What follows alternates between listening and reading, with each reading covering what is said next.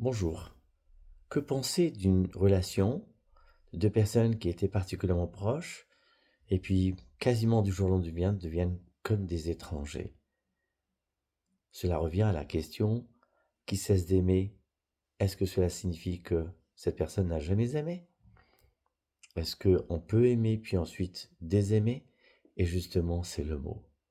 Parce que ne pas être aimé, c'est une chose, mais se sentir désaimé, une sorte de sentiment d'abandon et de manque de considération.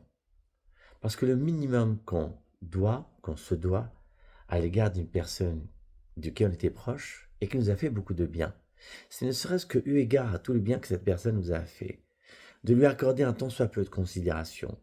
Et que même si on doit prendre des distances pour une raison quelconque, peut-être parce que nous avons adopté des chemins différents, pourquoi ça doit se passer dans de la haine? Comme dit Aznavour, savoir quitter la table sans cri de haine, sans que cela soit dans du mépris ou dans une sorte d'indifférence.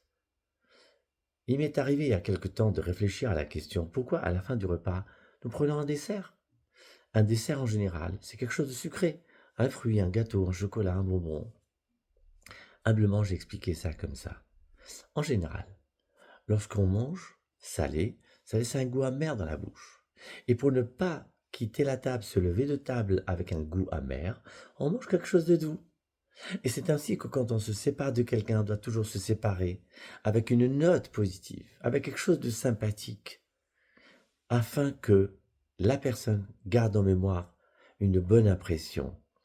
Et puis, par les temps qui courent, le monde est devenu tellement dur, tellement austère.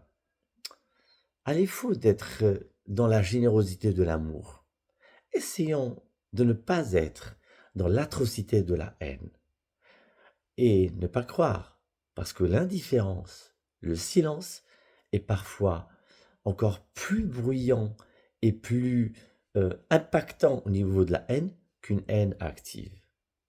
Je me souhaite et je vous souhaite et je nous souhaite d'avoir que des bons rapports avec le présent, avec le passé, parce que n'oubliez jamais, le passé et le présent, c'est ce qui prépare le futur. Et j'espère que ce monde va s'améliorer, notamment au niveau de l'amour. Je vous aime.